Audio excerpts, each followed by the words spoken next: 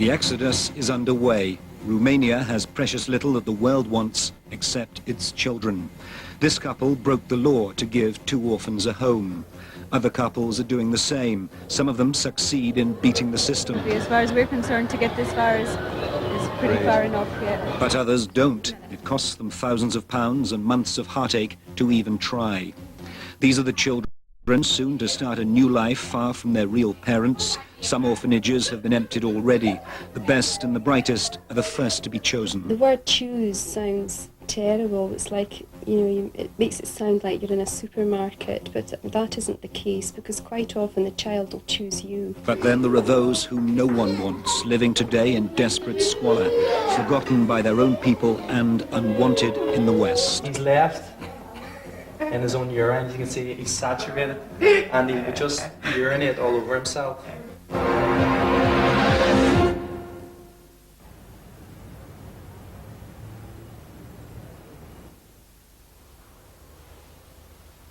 How are they anyway? Have you seen Georgi lately?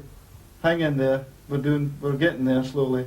Malcolm Alexander, financial advisor from Elgin, last saw his wife Sue, their newly adopted daughter Nikolina, and new son Georgi, when he left them behind 2,000 miles away in the drab industrial town of Suceava, near the Romanian-Russian border, 1 month ago.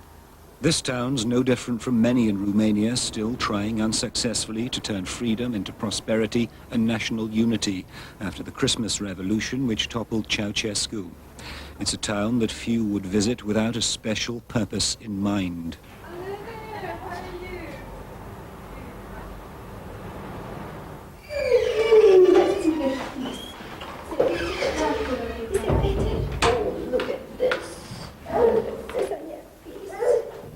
Sue Alexander would have gone to the ends of the earth for this. After nearly 10 years of trying to conceive a child of her own, after paying large sums for failed in vitro fertilization, she and Malcolm had fallen into the common trap of having passed the age when they could reasonably expect to adopt any child other than the so-called difficult to place. We were just absolutely amazed at the numbers of children in orphanages out here, and we came to Suceava and visited the orphanage here, and that's when I first saw Nikolina. But I was told at that point that she was maybe going to be adopted by Americans. I held her for about 30 minutes and she showed no emotion whatsoever. Her face was miserable. But, and then I thought, well, I wonder if she's emotionally dead. But when I put her down, her face crumpled as if to cry, but she didn't. And I thought, oh, well, she's not emotionally dead after all.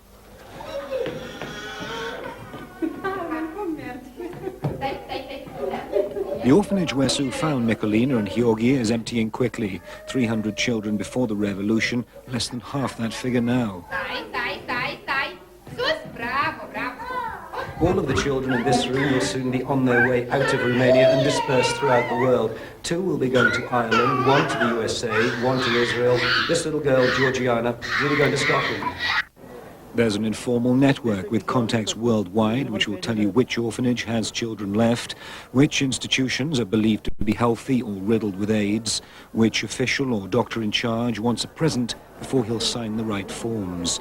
Most importantly for British couples, there's whispered advice on how to find a less than legal way through the cumbersome regulations, enforced, it's claimed, by some uncaring officials. When Cosma was there, it was all right. Well, they had the money and the names a long time ago. The trail for many begins at Heathrow, where the baby seekers form large excursion parties.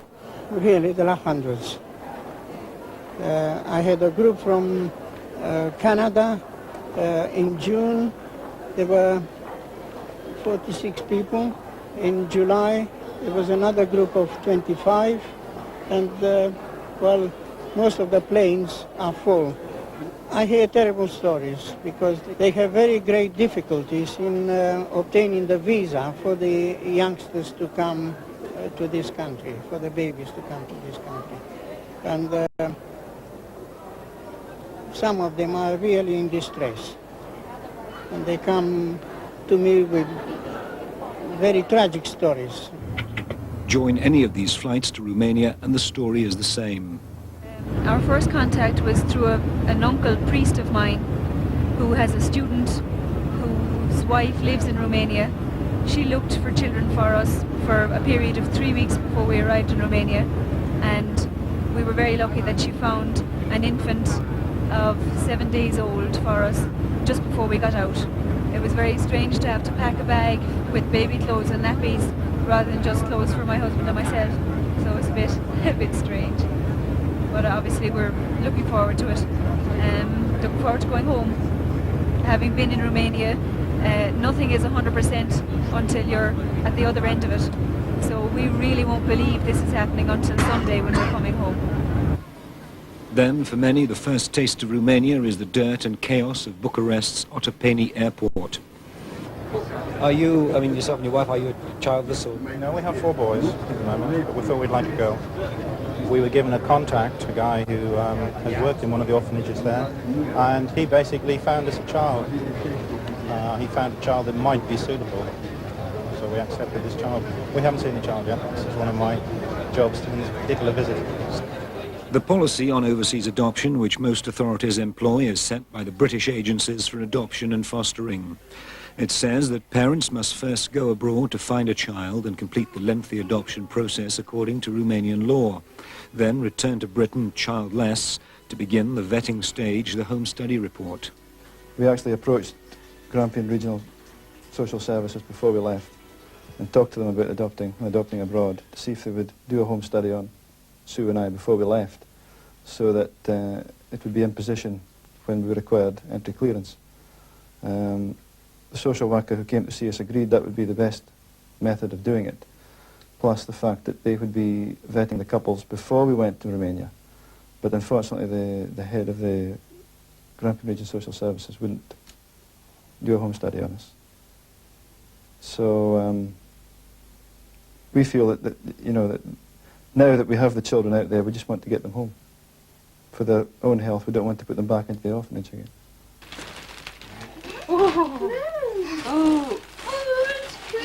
Only if and when the home study report is favourably concluded can the children already adopted in Romania be granted entry to Britain. The only channel of communication between parents out in Romania and the Home Office, which controls immigration, is the British Embassy in Bucharest. Parents we spoke to were highly critical of both the level of assistance they received and the attitude of certain embassy staff, trying to deal with a sudden influx of entry applications, some of them not supported by the report from social services. It was the lack of this social report which meant that Sue's children were only hers as long as she stayed in Romania. She did so for nearly 2 months, refusing to return Nicolina to the orphanage and sharing a small flat with a friend who'd also been allowed to adopt 2 young children but must wait for clearance to take them home. It was a tough time with few supplies getting through.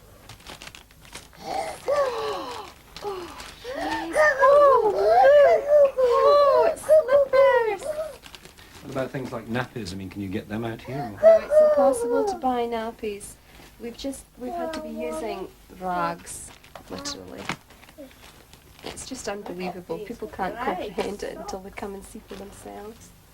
Both women were running out of patience and also out of money to continue their fight. It's cost us about £2,000, but we haven't paid any legal fees in Romania at all. The lawyer wouldn't take any money. She wanted, you know, us to get the children. So there are lots of couples coming across and parting with quite a lot of money. Were any of those sorts of approaches made to you or not? Oh, yes, yes, yes. When we were in Britain, we were trying, you know, to find out as much information before we came out. And there was a lawyer that we had the name of that wanted £2,000 per child. In the same town, yet another young woman from Britain is trying to finalise her adoption plans. Jane Yates from Lancashire already has a son of her own, but illness means she can't conceive again. Jane's new daughter Andrea shares a ward in an orphanage where at least 2 of the other babies are known to have the AIDS virus. She may have to remain there for many months as the legal process grinds on. So when we went to the court on Monday and were told that now they won't even start the adoption procedures until you've got your entry clearance from England. So now what we came out to do We just can't. We're just waiting now to get the papers to take back to Bucharest, return home, and start all over again. We've got no further in 2 trips than when we first came out in the first time. And the home study that we paid for, because local authorities won't clear that, it's just a waste of time. She's not done it? No, she can't, she couldn't, anybody, nobody. She tried to do it? Yeah. And he won't do it? Anyone will do it. This day's business for Jane meant a lengthy session with her Romanian lawyer, then a 3-hour wait to see officials and pay for documents at the bank on the other side of town.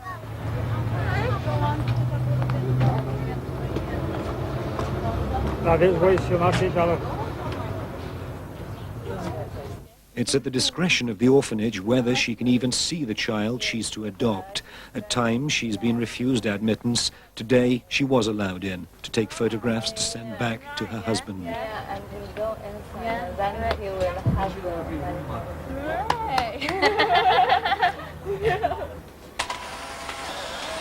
This little girl that we found, she probably won't even live the winter because the orphanage, there's no central heating. They're lying soaking wet in their cots. Once the weather starts to freeze, she's going to get infections and pneumonia, and I mean, chances of her being here next spring are very limited.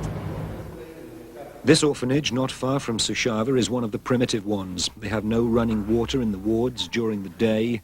Food is prepared for the 420 orphans in ancient kitchens where hygiene is almost impossible. Staff have improvised a sterilizing machine which is heated by wood and unreliable. Much of the aid that's been sent here is useless. A consignment of baby food all the way from America, so old it would be dumped if they had the transport to do so. Some of the medicines that have arrived were condemned as past their safe-to-use date many years ago. Jane's baby seems well enough now, but HIV tests under the age of 2 aren't considered fully reliable. She looks better than when we saw her a fortnight ago. She doesn't look as small as I imagined she was. I suppose you get used to it, but she does. She looks a lot better. She looks a lot older in a fortnight. Is Andrea definitely AIDS-free, HIV-free, or...? No, the director told us that she has been tested here in the orphanage and said it's on medical that she hasn't got AIDS, but we would like to do our own AIDS test before we finally adopt her. We've been told there's still a risk then if they contact with AIDS within the orphanage, because it takes 3 months to come out. But we would still like to be really sure before we take her away and have our own test done. Does that mean you'd sort of cancel the process if she was positive? It's something that I dread, but having one little boy of my own and things like that, I don't think it would be fair to risk the chances of him, with children falling over and things like that. I don't think it would. I think we definitely would, but it would be very, very hard. Jane handed her back, thinking she was one step closer to having Andrea as her own.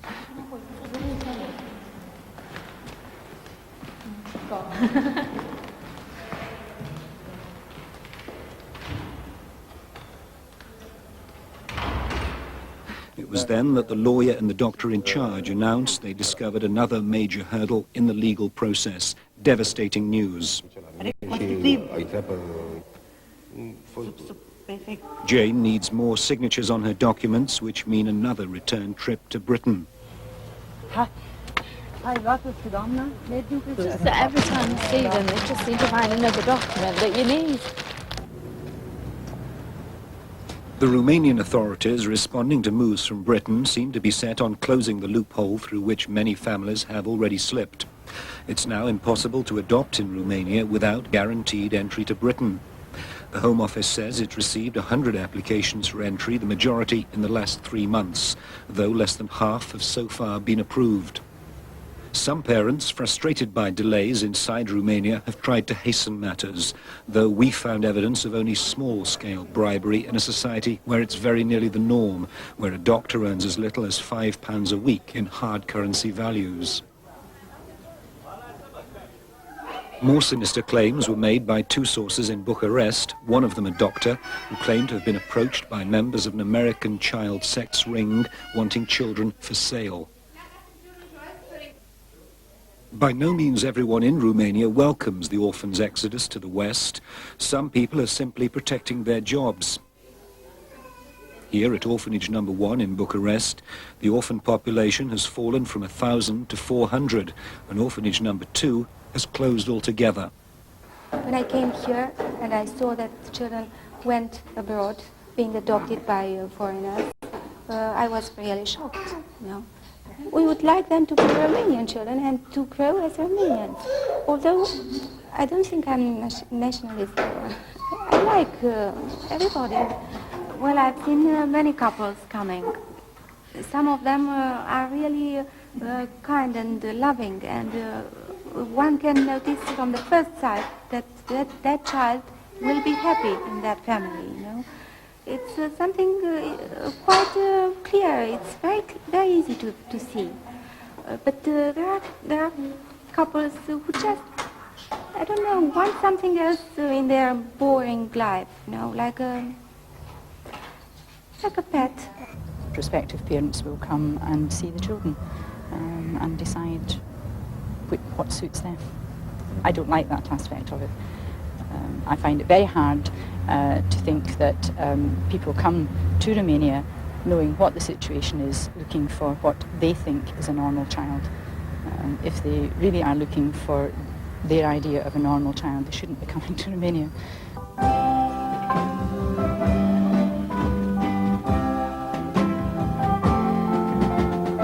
Traditions persist, though the revolution did more than simply free Romania from a communist dictatorship. Women had previously been legally bound to produce 5 children, financially possible for the wealthy few, though even the poorest families living in grinding poverty were barred from contraception and abortion. Those laws were immediately swept away by the new caretaker government.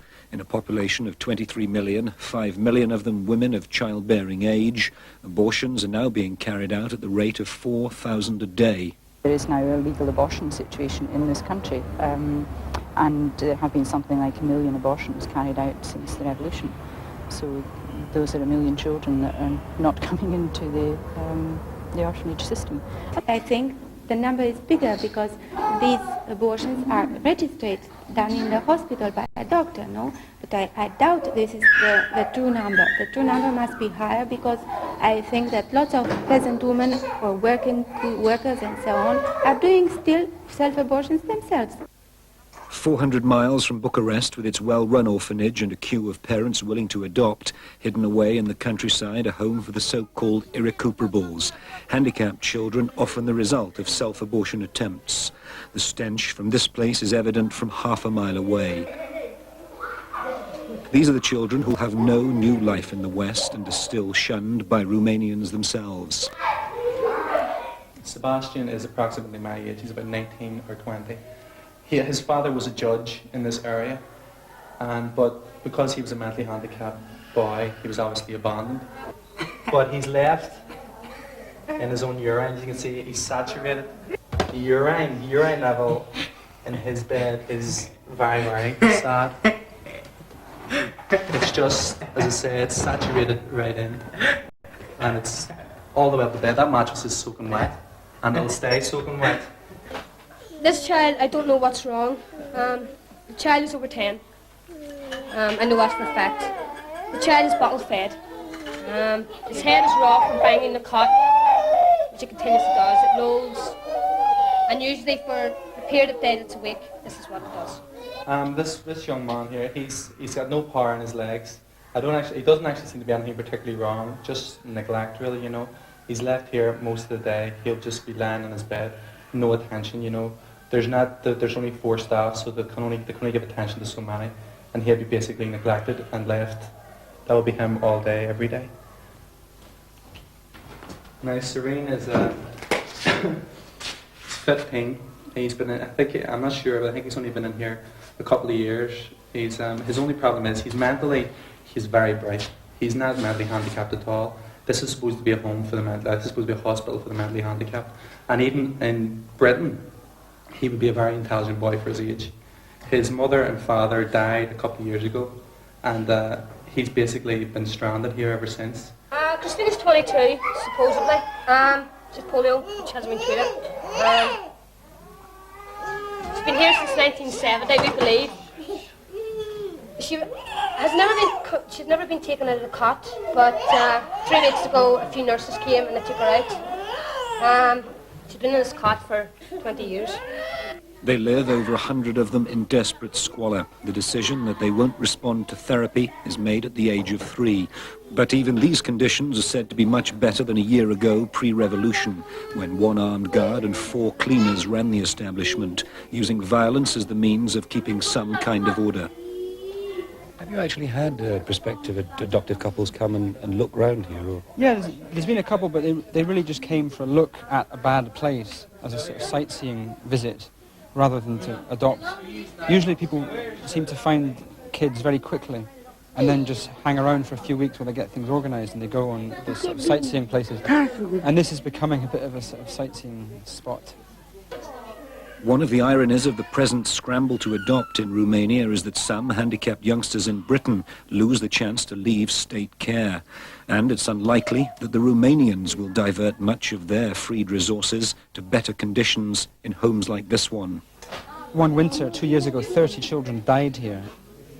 And the average death rate is about 15% a year. Died of cold, you say? Yeah, pneumonia is the common one. A kid died of pneumonia here last week, so it's still happening. The kids are still dying. There's 2 upstairs who are nearly dead. Quite a lot of aids arrive, but it's a real problem what to do with it. There's no storage space. There's all sorts of other problems you get after the stuff's arrived. And it's a very complicated business with aid, much simpler with money, so we need money. Mom, I can't get it. Whether or not the aid might be better directed, there's still the strong impulse to give to Romania and not simply take its poorest children. Just one of dozens of independent efforts is being organised by a childless couple from Bathgate, Angela and Randolph Gubarelli. They work in the family chip shop, but their thoughts are anywhere but here. This is the one that is his mum's boy, isn't it? The couple have been to Romania and plan to adopt a 10-month-old boy who's in the same orphanage, the same ward as the little girl so far denied to Jane Yates. This is the favourite one. Adoption in Romania is their only hope after trying here. There was probably about 200 couples on the adoption list, and we were told that for that year there would only be 2 babies available. So they said that they can cut it down really, really neat as to who's going to have a baby and who isn't. I walked down the middle of the ward and I was looking in each cot as I was going down. Most of the children were lying on their back or sleeping, and there was one little boy in particular who was just sitting in his cot, and just as I passed the cot he virtually put his 2 hands up to me to be lifted, and just from then on I just lifted him out of the cot, and I just, when I held him I just knew he was the one for us. The Gubarellis have the consent of Adrian's real mother, the crucial first step in the process, but they can go no further without the home study report. It's absolutely vital that we get this before we go, and we're waiting desperately for the social work department to tell us if they're going to do it and when they're going to do it. If they don't give us a home study report, well, we'll just take it upon ourselves and go back over and try our hardest to bring Adrian home without a home study report. But we don't want to do that. We want to do everything legally. We want to have the support of our social work department. But Adrian is our son, and he's now in an orphanage in Romania, and we want him home. Faced with even more pressing demands, Malcolm Alexander decided he must act to free his wife and children. The plan suggested by another couple who'd already run the gauntlet meant buying air tickets from Heathrow to Dublin to convince officials that the children were bound for Ireland and wouldn't need British entry papers. And so the plan swung into action. As Malcolm headed for Romania, Sue gathered the children and their few belongings from the flat in Suceava, preparing to say goodbye to her Romanian friends and dreading the first stage of a marathon journey with 2 youngsters, an internal flight to Bucharest. After nearly 2 months of waiting, the next 24 hours would decide whether she and the children would have to part, possibly for good. At least that night, in a small hotel room in Bucharest, the family was united for the first time. Hello. Hello. Oh, look, my family.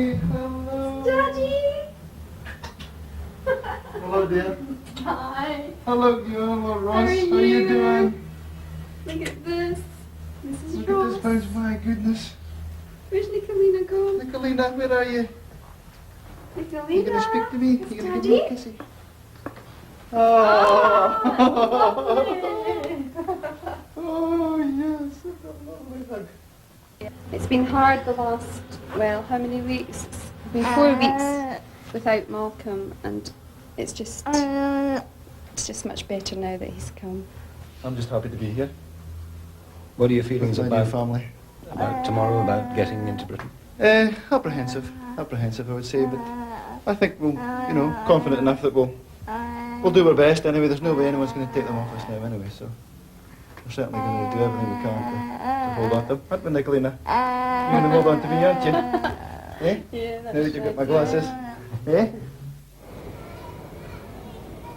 Sunday morning and the crucial stage in the family's attempt to escape from Romania. Would airline officials agree to fly them to London without entry permits, knowing there's a £1,000 fine for carrying illegal immigrants into Britain?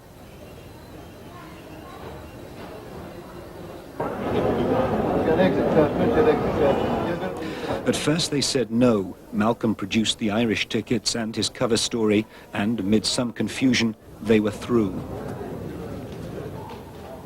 But the departure lounge at the airport was no place to celebrate. There followed an agonizing 3-hour wait before the flight was called, time in which the airline might discover its mistake. They weren't the only ones sweating it out. As far as we're concerned, to get this far is pretty far enough yet. We believe we might have some problems. The story has changed so much in Heathrow.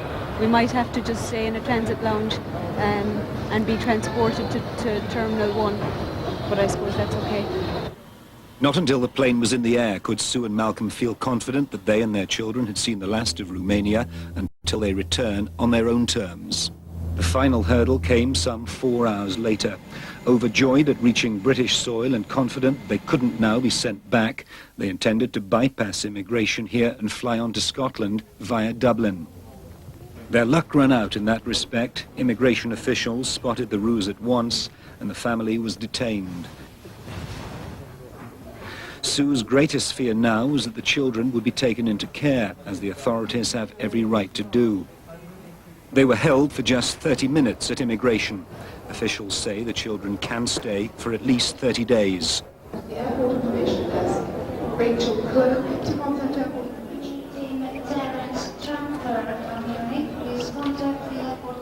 The family's ordeal ended at 2:30 British time. You're through? Yes, we made it. No problem, thankfully. Everything went very sweetly. What are your feelings now then it's over? Oh, Just sheer relief. elated. Relief and elated.